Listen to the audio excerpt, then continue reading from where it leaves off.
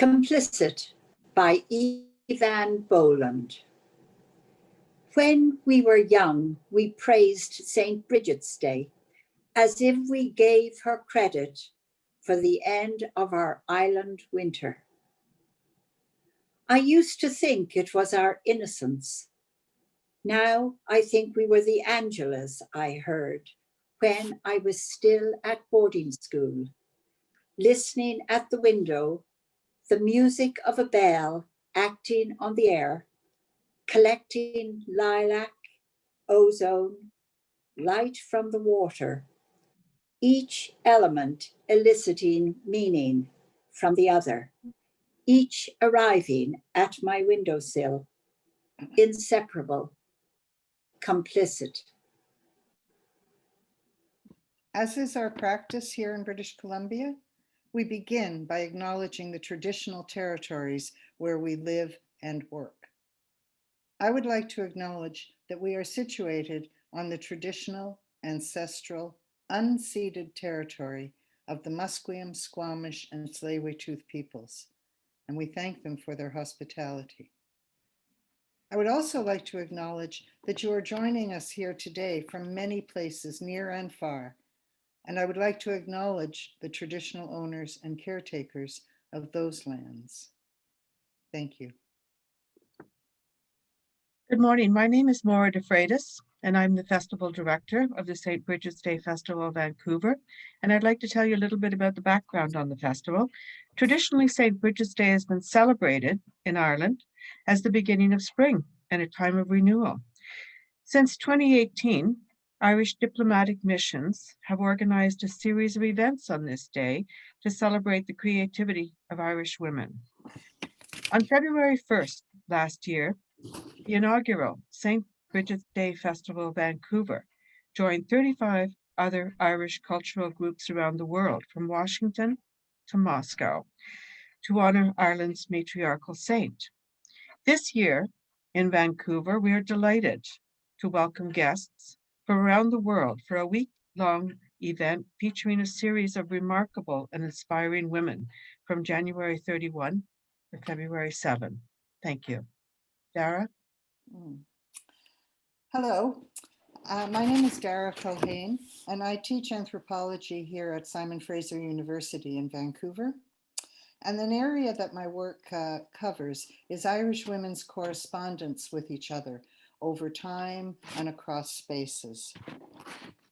Many of us are quite familiar with those boxes of letters and postcards and pictures that tend to follow us over generations, ending up in boxes in attics and basements, waiting for us, perhaps, to turn to them and through them to our personal, family, and national histories.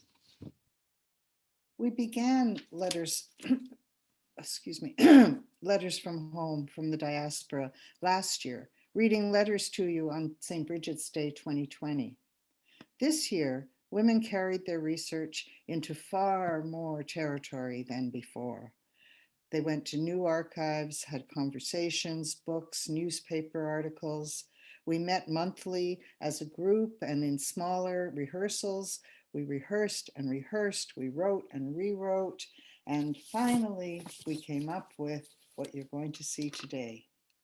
We offer you 5 readings by 5 Irish women currently living in Vancouver. We find in this correspondence how letters hold a special place. They're warm and loving, they're funny and newsy, sad and lonely, frightening, angry. We find in this correspondence how Irish women have kept family and community ties alive over generations, across the globe, over the oceans and territories of continents, creating and maintaining what we have come to call the Irish diaspora. Starting us off today is Sharon Brown. Sharon was born in Quebec City, one of 6 children whose mother, Nora, was raised in Belfast. Sharon believes families are full of secrets. And the piece Sharon will read today is one of her family's secrets. The chief character in this story is her mother's father, her grandfather, and how he changed the destiny of their family. Sharon Brown. Into my heart, an air that kills, from yon far country blows. What are those blue remembered hills? What spires, what farms are those? That is the land of lost content. I see it shining plain, the happy highways where I went and cannot come again. The headline ran starkly across the front page of the Windsor Daily Star newspaper, May 28, 1938. Police catch burglar red-handed. A 42-year-old man was arrested on a breaking and entering charge early this morning after he was captured in a shop on Wyandotte Street. Responding to a call that a man had been seen entering a small machine shop, 2 constables found the glass in the front door had been smashed. Peering through the front window, the officers noticed a man ransacking the office desk. Entering the establishment, the constables arrested the man without any trouble. 2 weeks later, the Windsor Daily Star, June 16, 1938. Judge denies dismissal. Dave Kroll, in protest, objects to shipping of client, family of 7, to Ireland. There is too much threatening and applying of pressure going on in the welfare department. Dave Kroll, KC, MPP, charged in City Police Court yesterday afternoon as he criticized the proposal to ship his client and family to Ireland.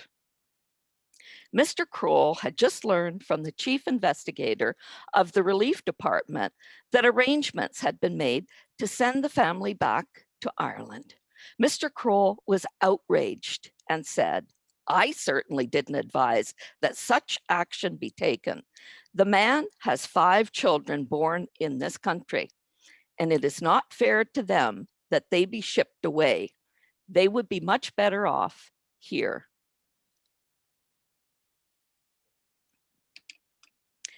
My maternal grandfather was an Irishman born in Belfast. He served in the Royal Marines during World War I. He served in the British Merchant Navy during World War II and was killed in a road accident in Cape Town, South Africa in 1941. The 2 newspaper articles are about my grandfather. The following is an updated note from my father, who served in World War II, to my Aunt Eileen in Belfast. Dear Eileen, just a few words to assist in interpreting service documents.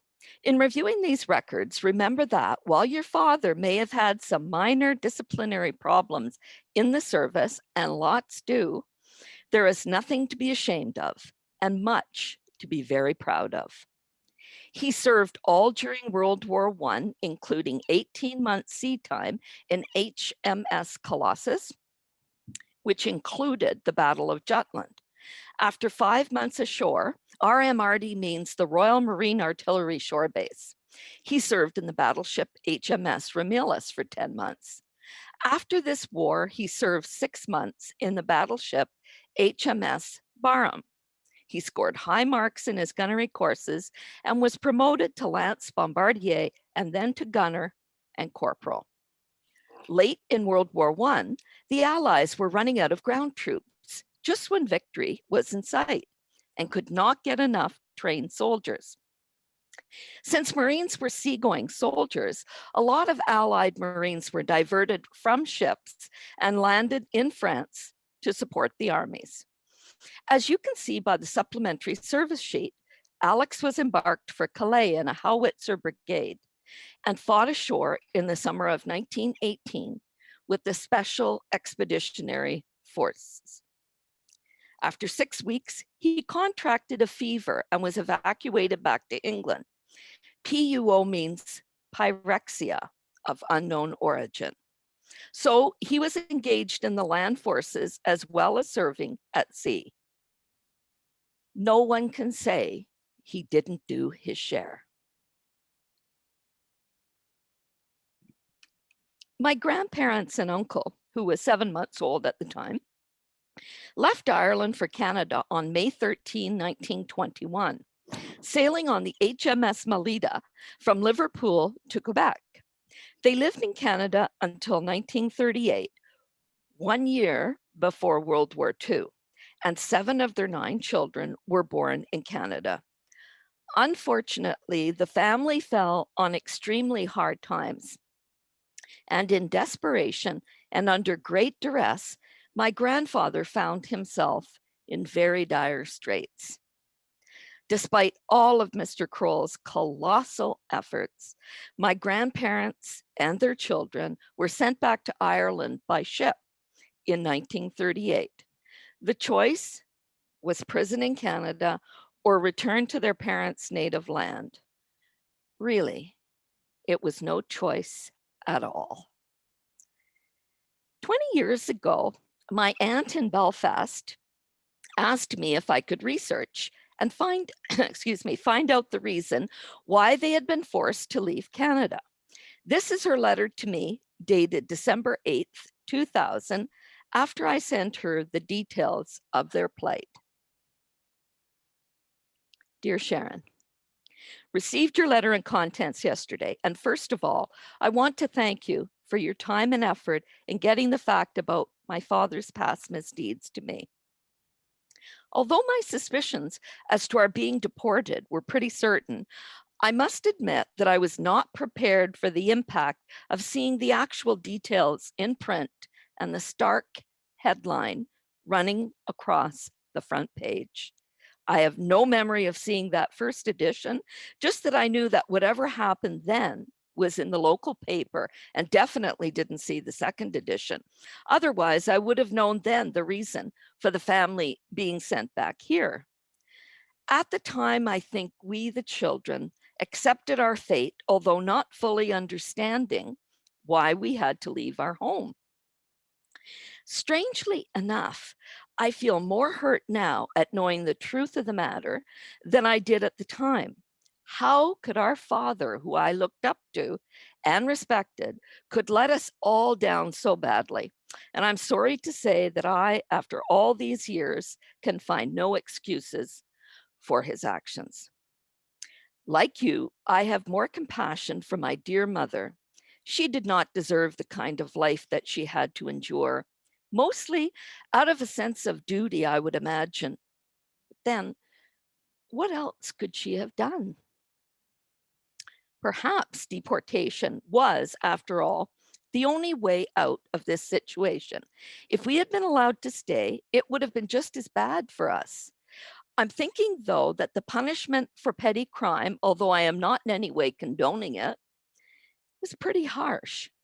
The law must have been very strict in those days when there are far more serious crimes being committed here and elsewhere these days and leniently dealt with.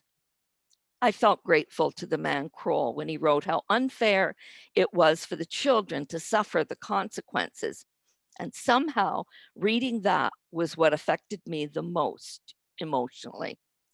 To think that someone there had shown concern about our plight and future back then, the sins of the fathers and all that.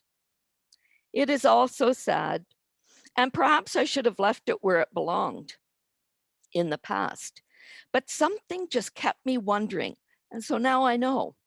And it's true what they say. The truth really does hurt.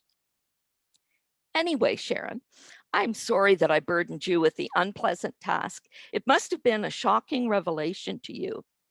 But I know you to be a caring and understanding person, and I very much appreciate your continuing research. With love, Eileen. Life really is strange. If my family had not been coerced into leaving Canada, my Aunt Sylvia wouldn't have died in Belfast during the war from shrapnel, while one of her sisters My aunt, whose letter I just read, carried her to a bomb shelter. Aunt Sylvia was 22 months old. My mother wouldn't have met my father in Belfast during World War II, and my siblings and I wouldn't have been born. I'd like to tell you a little about David A. Kroll, the man who so passionately defended my grandfather. He was a lawyer, mayor of Windsor, Ontario during the Great Depression, who became a champion for the poor. He became a provincial Liberal MPP, served in World War II, and after the war became a federal MP in Toronto. Then he was called to the Senate in 1955 until he died in June of 1991.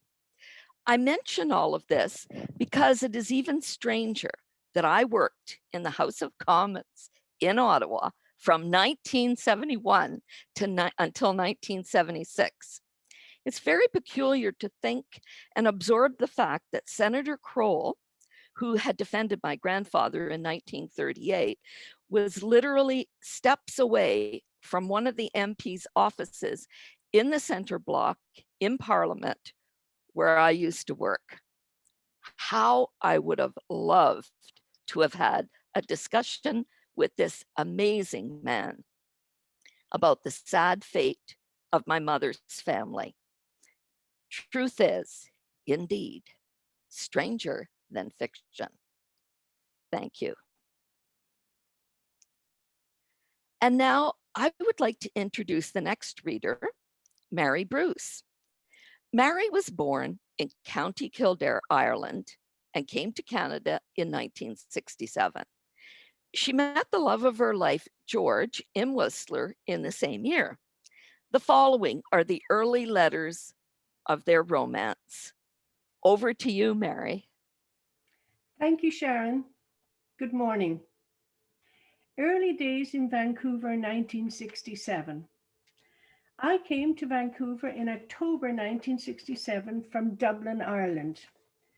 My plan was to get a job and stay for a year and then go traveling, but it didn't work out that way. I hung around Vancouver for 6 weeks trying very hard to get a job. But at that time, legal secretaries required Canadian experience. And how was I to acquire it? My prospect looked hopeless. I knew I overstayed my welcome, imposing on friends, and my money was running low. By chance, I met a guy one night at the Devonshire pub. He suggested I go up to Whistler Mountain, a newly opened ski resort with 2 lodges requiring seasonal staff. Bob was going up that Saturday, so I got a ride with him. It was quite terrifying. Since I only met Bob at the pub, we were strangers, and I was going into the wilds, I knew not where. We drove over wooden bridges, deep gravel potholed roads with deep drops down to gushing canyons. No houses anywhere, but huge dark cedar trees blocking out the light. It was wild and woolly and so very different from Ireland. But I did get a job there as a chambermaid. I doubt I'd ever heard of skiing before I landed in Whistler in October 1967. My job came with a makeshift room curtained off from the rest of the basement, but no kitchen or food included. On the very first night there, Mia, another chambermaid, suggested we go to Checkham's Bar, the only bar in Whistler at the time. I remember we trudged through the snow to get there. It was packed with skiers, but I managed to squeeze onto a bar stool and sat beside George Bruce. It was love at first sight. He was a handsome, dashing ski patroller, 6 feet tall and Scottish. He was living in a trailer at the base of the mountain. He told me he was only staying for the ski season at Whistler, and then he planned to continue his travels around the world. George invited me for dinner at the trailer, shared by 5 other ski patrollers. His room was tiny, and we had to sit on the bed. He pulled out an electric frying pan from under the bed and proceeded to cook ham steaks he'd kept in a cooler outside. I looked on in astonishment as he produced a tasty dinner with buns, salad, the ham steaks, and red wine. I noticed on the shelf over the bed a very well thumbed copy of Mastering the Art of French Cooking. I was so impressed with his ingenuity. We fell madly in love, and 5 months later we were at a crossroads. We didn't want to part, but reluctantly we stuck to our plans. George was going to South America by bus the whole way from Vancouver, except from Panama into Colombia. I applied for a seasonal job at Jasper Park Lodge, and by default, I was made revenue controller of the whole lodge. A hell job. The letters start now between us. First letter is from George to me, dated before he left on his big adventure, dated May the 22nd, 1968. My darling Mary, I'm just back from town. Very glad to be back. I even got my usual town headache. Somehow I managed to get most of my tickets and some of my visas. It was great to get your letter when I got back. Sorry your job is giving you such trouble. It's always hard in the beginning. It rained all day, so I stayed in and read my guidebooks. I would hate to miss anything. I still can't believe I'm going. It's terrible how much I miss you, and strange how little pleasure I get out of life without you around. Don't take off anywhere before I get back. I had to go into town again yesterday to get shots and to pick up a few things. Got more visas sorted in my traveler's checks, leaving only $3 in my account. I only have a last tetanus shot and then I'm off. I am giving you addresses, mainly care of British embassies in Quito, La Paz, Lima, Rio de Janeiro, etc., with the dates I think I'll be there. Please number your letters and write often to me. I will be longing to hear from you. Good luck, my darling. I miss you all the time. Oh, my love, George. Now, the only letter surviving from me is from Jasper Park Lodge, 1968. My own darling, just thrilled today is July 1st and the sun is shining. It is wonderful here when the sun shines. Yesterday was my day off and I sat in the sun and wrote more letters. How are you? I'm quite excited because at the most I shall probably see you in 8 weeks. At least I hope you'll be back then. And if the weather stays good, time will fly. It's good to be alive today. I hope you're feeling like that too. We have important guests at the lodge this week, the Duke and Duchess of Kent, and next week Utanta staying. Lots of film stars stay here too. I just can't remember their names. It was Jackie's birthday yesterday and we went to the golf club to celebrate. I spent my last few dollars buying scotch for all. Then we all went into town for a meal and came back here and had birthday cake. I felt ill at the end of it all. Have you received any of my letters? I've written tons, but maybe you won't believe me. Have you met any girls on the bus? No, don't answer that. Later on, I finished this letter. I don't seem to be able to write more because I'm feeling miserable. And to be truthful, this has been a very hard few months. No matter how much I try to enjoy myself, nothing is the same and I miss you more all the time. I just hope you miss me a bit too. I will stay here until you get back, and after that, wild horses won't keep me. Darling, even though I miss you desperately, I really want you to have a wonderful time, to see and do all the things you planned, And take your time. Don't worry, I will wait for you. All my love, Mari. I received over 30 long, detailed letters from George from various places in South America. I just have time to read an excerpt from a few of them. Lima, Peru, June 1968.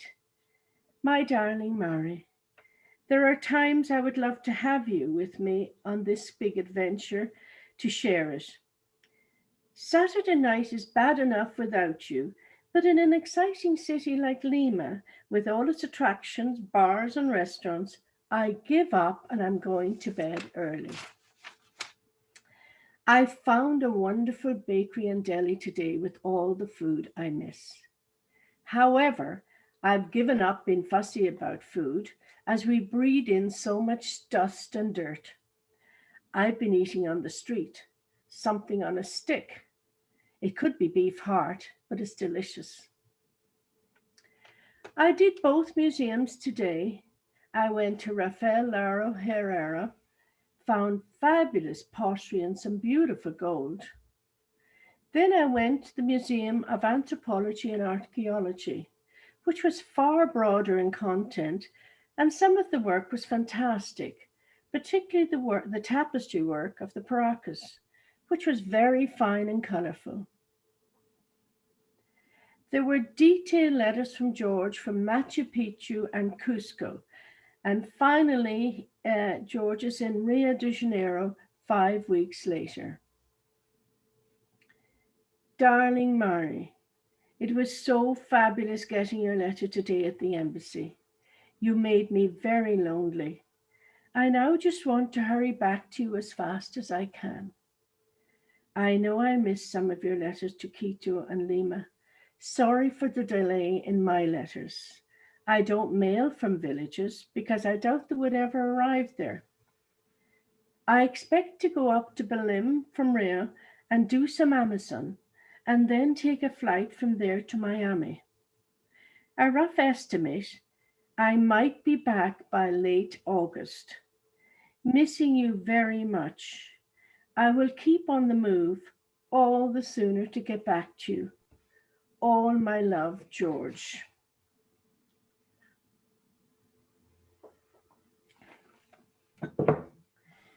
George did arrive back in Vancouver at the end of August 1968, sooner than I expected. And instead of busing from Miami, he flew to New York and got a flight back to Vancouver. He never slept, but picked up the old Econoline van from under the Burrard Bridge where he left it and drove through the night to Jasper. Most of the office staff at the lodge knew about this great love affair of mine, and when he came to the reception of the lodge to inquire about me, Elaine dashed down the stairs and shouted, "I think George is here." I did quit my job on the spot. My boss was livid and said I would not get any back pay or reference. I told him to keep it. On reflection, I feel guilty about that because I left them in a bind. George and I did get married eventually and settled down here in Vancouver to raise our family. I had such a wonderful life with them, and his sudden death at the young age of 68 broke my heart to my spirit. George died on the 18th of January 2011, hiking on the North Shore Trail. Thank you very much. And now I would like to introduce my dear friend and next presenter, Maura de Freitas, who many of you know was the publisher of the Celtic Connection newspaper. Maura was raised in the Gatineau Valley in Quebec, where our mother's people settled after Ireland's Great Hunger in the 1800s. Her father was born and raised in Strabane, County Tyrone. Her family have always been deeply connected with their Irish identity. Her reading today brings awareness to some little known aspect of Irish and Canadian history. And now, Maura, thank you. Thank you. Thank you so much, Mary, for that heartfelt reading. Thank you. So touching. Good morning. My name is Maura de Freitas once again, and I'm going to read a letter from my late friend, Seamus McMahon. He was a talented artist who also wrote for the Celtic Connection in the early 90s. Limerick, Ireland, 21 November 1994. Dear Maura, thank you for the copy of the Celtic Connection and congratulations to you for the manner in which you covered the Gerry Adams visit. Here's my news. I'm researching 19th century immigrant ships from Limerick to Canada. Over 88,000 souls took the trip between 1815 and 1954 from this city, many of them on ships belonging to landowner Francis Spate.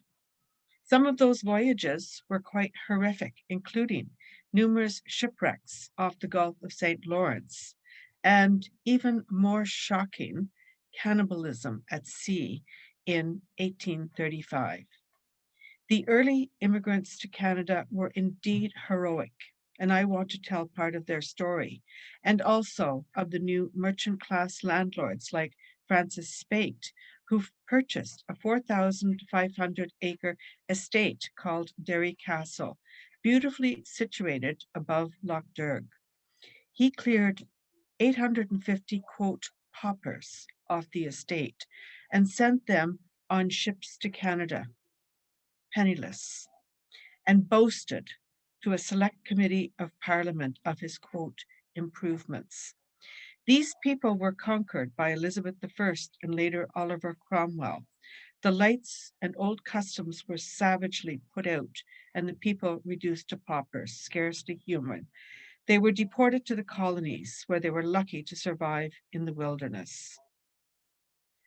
Dear readers, I'm going to pause here for a moment and just share a little bit of background on the Francis Spate.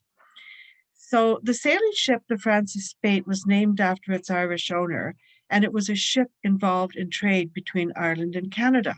On outbound voyages, she carried immigrants to Quebec while returning with timber.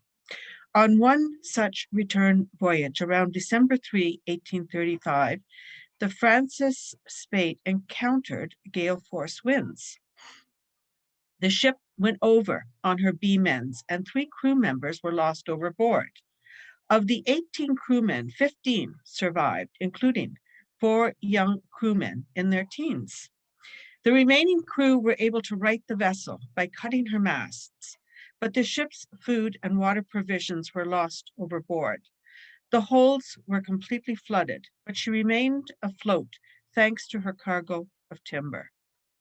With only rainwater and bottles of wine, the crewmen endured severe cold, dehydration, and hunger until December 18, when the captain suggested they sacrifice one of the 4 young crewmen to survive.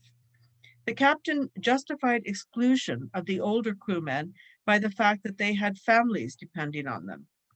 The first of those sacrificed was young Patrick O'Brien.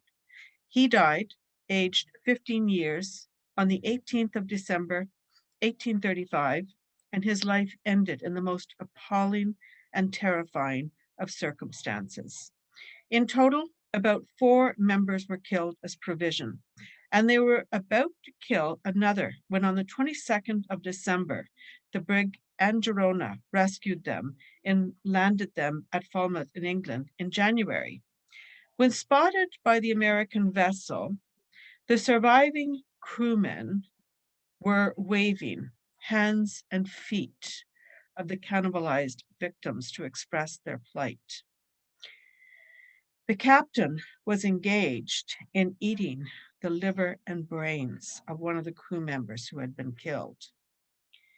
After their return to Limerick, the captain and crew were tried and acquitted for murder. The following is an historical account entitled Death of a Cabin Boy, published in the Old Limerick Journal in 1981. The owner, Francis Spate, in a public appeal for the survivors and relatives of those who had perished, wrote, "It is only necessary here to state that the surviving sufferers have arrived in Limerick in a state of abject wretchedness, and some of them are mutilated by the frost and otherwise rendered helpless as to be able to obtain not only bread, but to labor for it during the rest of their lives, without food, without clothing, without hope, unless, by the present appeal, they and the families of their deceased shipmates implore the bounty of the citizens." Francis Spate, merchant prince, shipowner, town councillor, and magistrate, gave £10 to the fund. The vessel, Francis Spate, was subsequently picked up for the purpose of repair. A survey found her seriously damaged, mainly because of the ship carrying excessive deck cargo. The practice of carrying excessive deck timber also explains why she was likely to go over on her beam ends in severe weather. This grisly tale is known in Limerick, and in 2014 there was even a musical devised about the event by the Gananua Theatre Company in conjunction with playwright Mike Finn.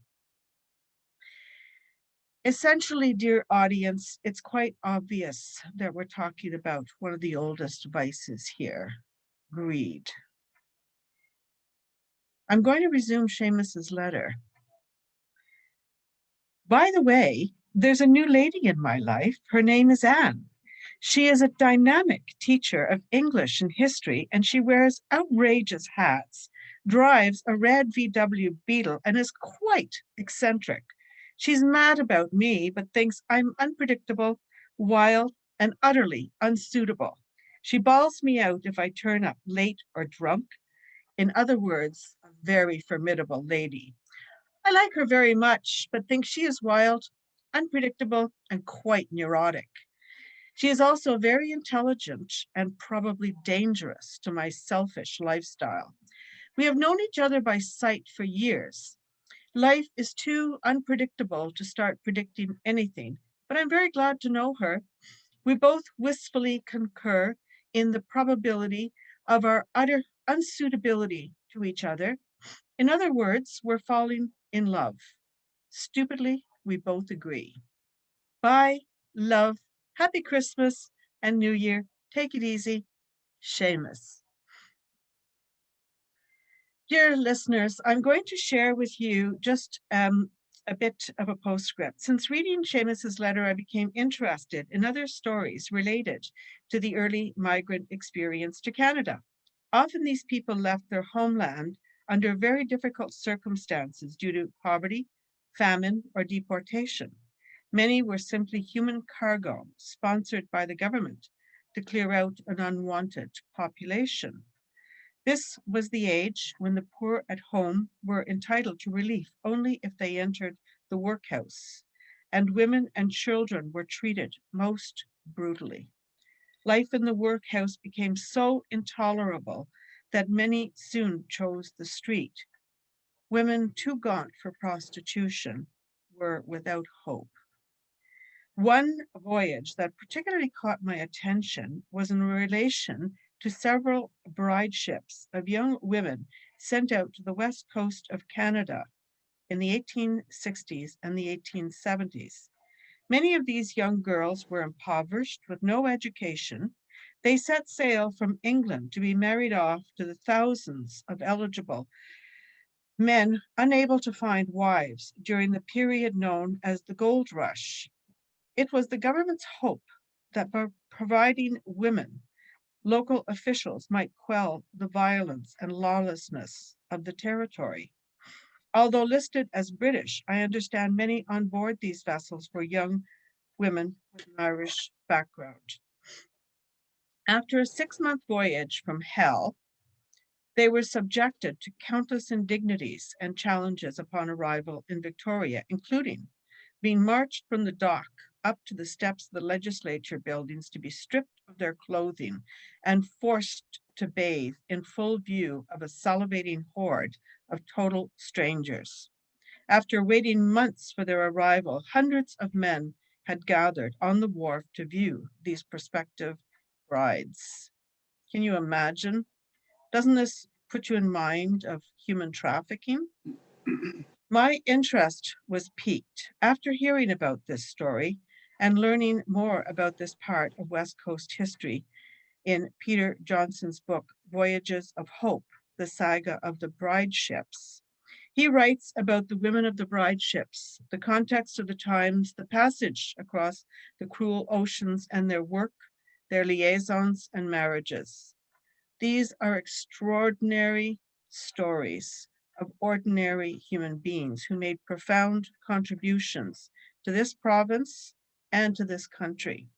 Their adventures, among the angst they suffered, the success they achieved, make it truly a tale of epic proportions.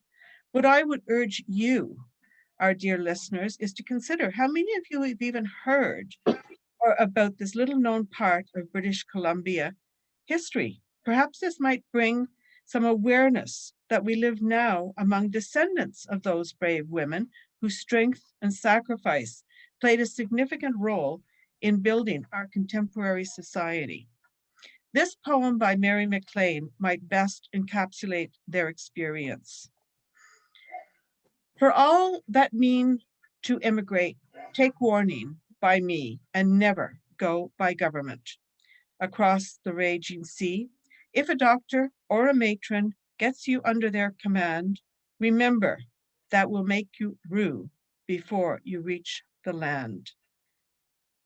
Thank you for listening. And now I would like to introduce our next speaker, our next reader, Una Berry, who was born in Dublin.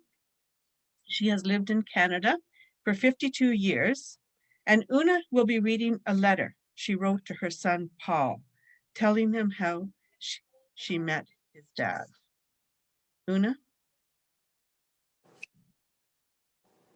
Thank you, Maura. First, before I begin the letter, I'd like to read a poem that I wrote for Edwin, Paul's dad. Love thine enemy. I told her I wanted to bring you home. She was not pleased and made all sorts of excuses. No money to buy extra food, the house a mess, and you are British. I said we'd be there for Easter. Pale and exhausted after the ferry crossing, you sat in the scruffy dining room, eating mashed potatoes, peas, and overcooked chicken. It was Good Friday. She had cooked the chicken for you. The next morning, you said you had slept soundly in the narrow camp bed. After breakfast, you went for a walk with my brother, first to Bray Head, then across to Cattigallagher, where he told you he hunted rabbits. Not used to all the attention, for the rest of your visit, he hovered around like a puppy. You didn't seem to mind. In the evening, you taught my young sister a new card game, teasing her gently as you both cheated. You listened patiently to my mother's nervous chatter and her memories of the Easter rising. As we said our goodbyes the following day, she whispered fiercely in my ear, "Don't let him get away." Dearest Paul, I was surprised and delighted to receive your letter with those marvelous questions. Where did you and Dad meet? What were those early years like? So let me tell you. We met in a coffee bar in Oxbridge in Buckinghamshire. I had left Dublin in January 1959, a week after my 21st birthday, and I took off for London. I found a bedsitter in Notting Hill Gate and worked for the first few months at John Lewis Department Store on Oxford Street.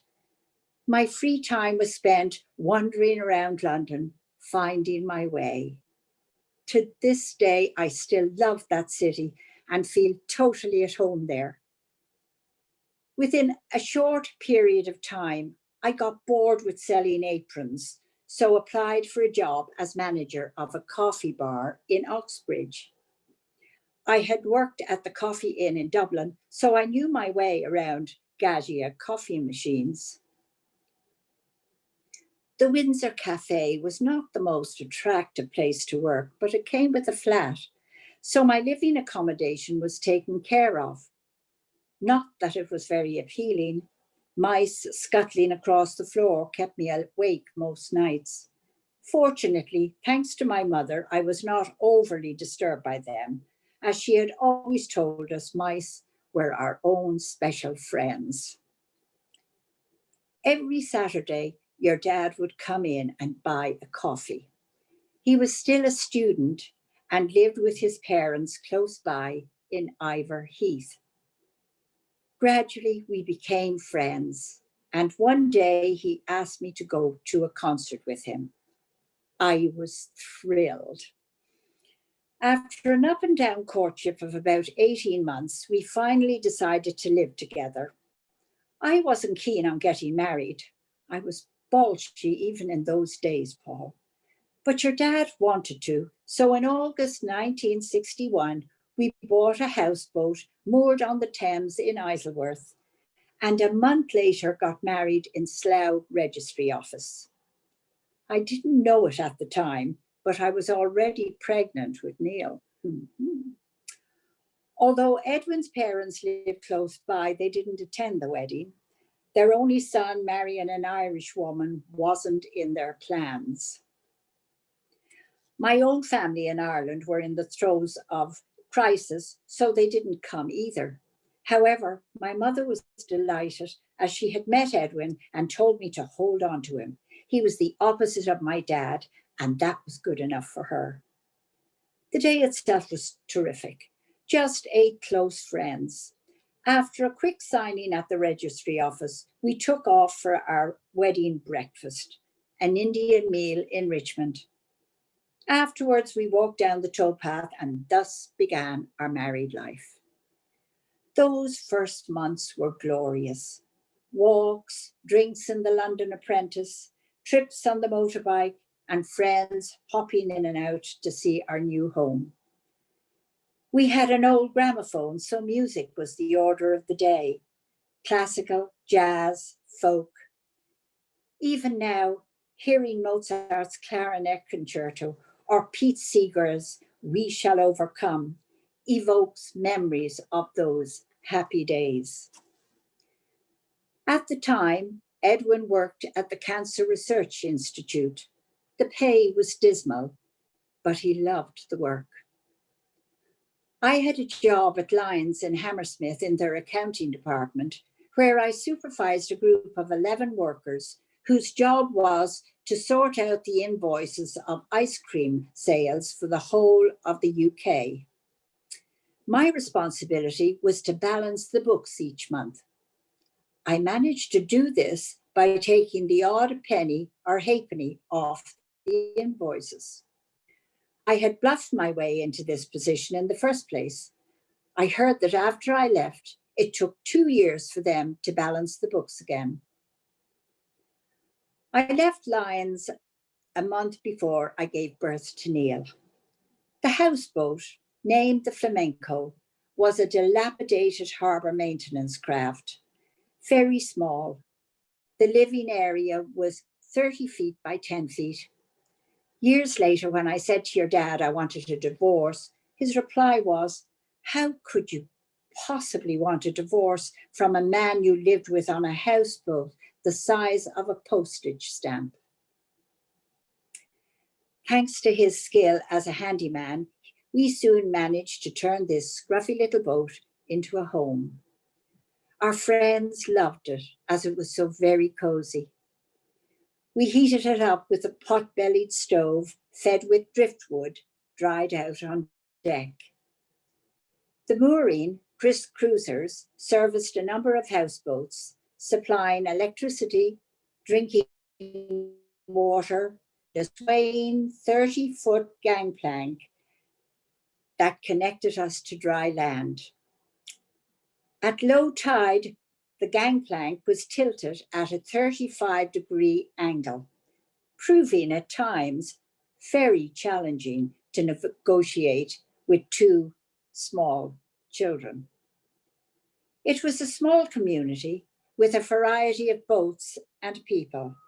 During that first year, 5 babies were born within 6 weeks, so there was a lot of babysitting. The tiny toilet on board flashed out into the river. Our weekly baths were taken in Richmond Community Public Baths. I'd get handed 2 rough white towels, and then a woman, they were always big and bossy looking, would take me down to a cubicle and turn the taps on and leave me to it. The baths themselves were huge and the water hot. I loved them, and it cost about a shilling. We washed our clothes once a week at the local laundromat.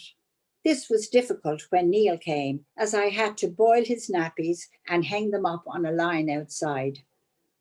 Fine in the summer, but disastrous in the winter, as it took forever for them to dry. When you arrived 15 months after Neil, it was doubly difficult, as Neil was still in nappies. There was no disposable diapers then. Too bad. Edwin had to find a better paying job, so left the Cancer Institute to take up work at the Paint Research Station in Twickenham. To make ends meet, friend Jean and myself hand-sewed suede ties for a small retail business. The owner paid us a pittance for each tie we made. It was excruciatingly boring work, and we didn't last long doing it. Your dad and I still continued with our political involvement, demonstrating and marching for nuclear disarmament. Neil was 4 months old when the 1962 Cuban crisis unfolded.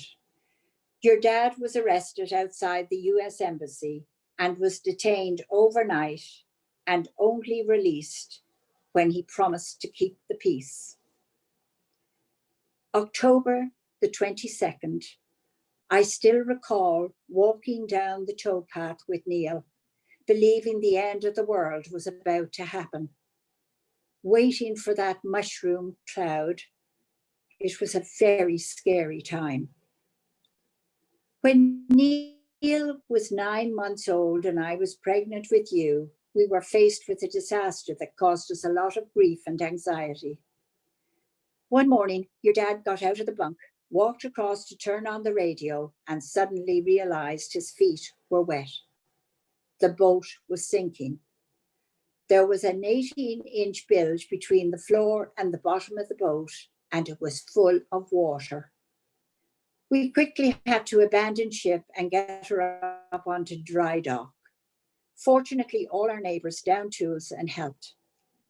A large piece of driftwood had gone through the bow, so your dad spent most of that day patching it up. We continued to live on the boat. However, it was never the same for me after that. I was always nervous it was going to happen again, and sure enough, when you were about 6 months old, it did. That was the final straw. We abandoned ship forever and rented a flat in Twickenham. That wasn't the end of our moves by any means, but the telling will have to wait for another day. Hope this keeps you going for a while. Lots more to come. With my love, Ma. Thank you. And now I would like to introduce our next reader. Aideen Cleary. Aideen is originally from Arklow in County Wicklow. She would more than likely love to have been a Dubliner, but anyway, she wasn't.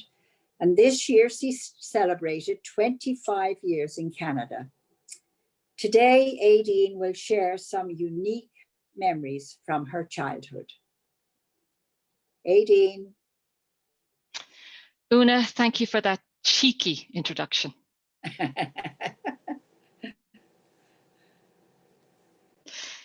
Hello, listeners. My approach is a little different from my fellow readers today. Recently, I received a WhatsApp message from a school friend, Deirdre. Deirdre and I were inseparable. Indeed, my father used to ask, if Deirdre decided to jump off a cliff 18, would you follow her? And I totally would have. Deirdre's message included a link to a Flickr account of the Ormond Hall Arklow. I didn't open it there and then, it was late. I'll look at it tomorrow, I decided. But funny enough, it stirred a multitude of memories, and I thought, gosh, it'll be really nice to see photos of the hall. And I predetermined that the photos I was going to see the next day would be photos of the competitions we had participated in, photos of theatre, photos of Holy Communion breakfast, and goodness knows what else. Oh, the nostalgia. Next day, I opened the link. Confused a bit initially at what I was viewing. The photos were in black and white. Okay, love black and white photos. But the rows of chairs, the very same from my childhood memory, were lined up facing the back of the hall instead of the stage. Weird. And then a photo of the stage came into view with miserable, bedraggled curtains, and the ceiling was caving in due to, well, what clearly looked like damp and rain and sheer abandon. And then it dawned on me. The photos were photos of the building in its current state, which was a state of complete annihilation. I closed the link and spent a few days ruminating, and then I realized I was upset. Why on earth was I upset about the Arklow Ormond Hall? I've gone from Arklow since 1985. But still, I couldn't get the photos and the memories out of my head. My goodness, have I become sentimental over Arklow? I was positively palpitating at the prospect, and then I settled on, it's okay, it's just COVID messing with me head. And so, with a kind of bravado, I messaged the Arklow Girl group, the Arklow Girl group being my Arklow school gang. A few of them, like me, settled far away in Germany, Luxembourg, and even exotic Tunisia. And I asked them nonchalantly, have any of you taken a look at that link to the Ormond? And a flood of messages came in. Jackie said, what I remember is the smell, not in a bad way, and be made to help out at the St. Vincent de Paul sale of work. I remember Anne-Marie singing in a competition and we all went to support her. Anyone remember that? Naomi nodded. I remember Anne-Margaret Wadick singing Fever for a Fla and causing a bit of consternation with the nuns. Karen added, I remember Sharon, her sister, dressing up as a mummy and wrapping her whole body in bandages. She thought she was great up until the moment she had to go pee before getting up on the Ormond stage. She started panicking because she had to unwrap it all again. Can't quite remember the end, but I do remember the bandages looking a bit damp around her ass area. Then Deirdre wrote, when I saw those lonely row of hard seats sitting there proudly and abandoned, I remember sitting on them to the left of the judges, listening to that choir from South Dublin and thinking, they're very, very good. Damn those bloody Dubliners. I think Sister Agnes knew too, but doubt she called them bloody Dubliners. We were very good, but they were better. Deirdre continued, and reciting poems in competitions from the age of 8, God, I could never do that now. Then Deirdre again asked us, do you remember the class reciting? At Midsummer Fair on a galloping pony, we saw the last of little Tony. He spurred her sides and said, hurroo, and over the heads of the crowds he flew. She still says that every Midsummer's Day. Jackie came back. On behalf of her husband, yes, even the men were adding to my quest. John lived in the Ormond with the youth club doing musicals. Oklahoma, Annie Get Your Gun, can't remember the others. The problem is he's still singing the songs. Naomi came back on behalf of her husband, Michael. Michael played Battle of the Bands when he was a kid. You'd never think that place had such a collective bank of happy memories. Jackie again, last one. Hilda and I won a fancy dress competition dressed up as cabbages. Our prize was a hairbrush. Naomi again, I did 3 different plays on that stage. One I was an ugly duckling, a warrior's daughter, and a backing singer. Great crack altogether. We did elocution lessons and exams there, remember? Wow, just look at what that link had stirred up. Indeed, I remember lining up on the steps of that stage as an 8-year-old with what felt like hundreds and hundreds of other 8-year-olds, my heart in my throat, listening to the girls go before me and after me reciting the very same poem. Yes, the very same poem. You see, the festival organisers would choose a poem for each age group, and the poor judges would have to listen to a zillion versions of the same poem. God, that must have been torture. I never won. I always hoped it would be me, but in my heart, I knew it would be another girl with much better elocution than I.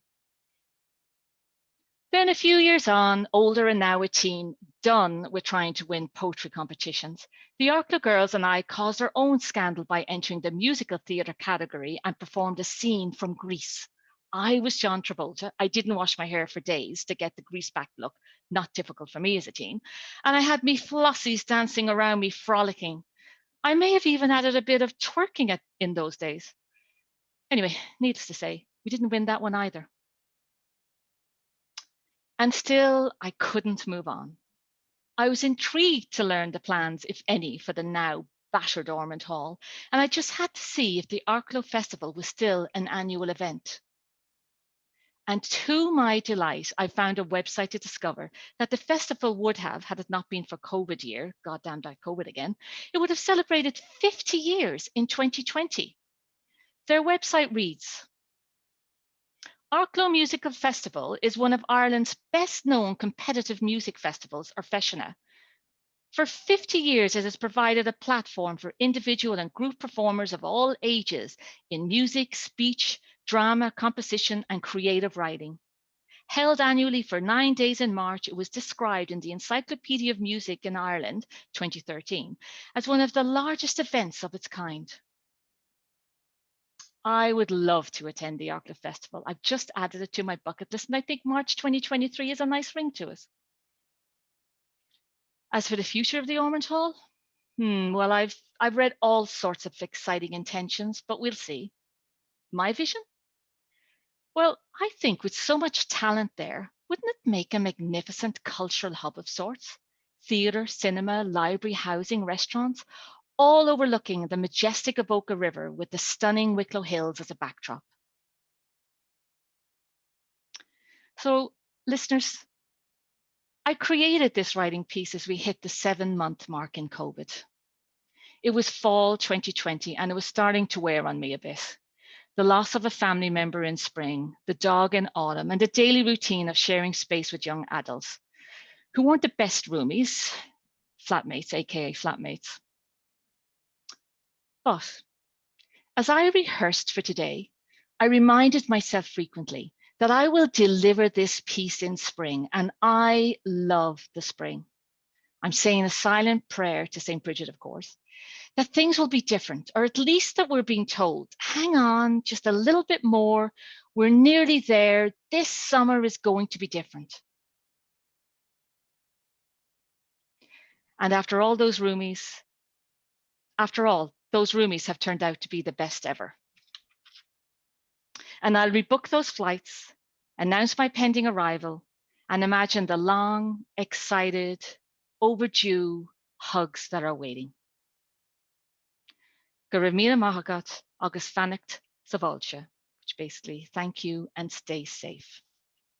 Dara.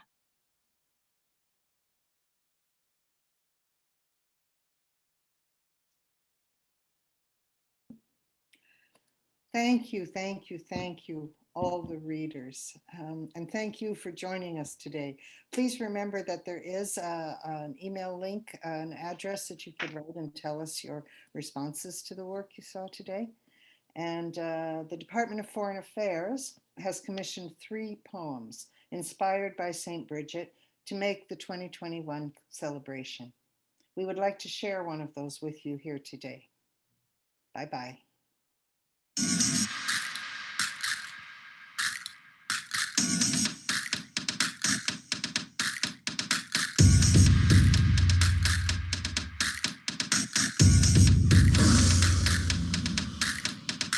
When rain fell on the path of stone, one by one, we appeared alone. Each of us wore a different face, but we were all the same. Drawn by ache to lift green latches, drawn by want to walk the dark passage, past paper stairs, we knelt and wept. We who fed the well in rivulets,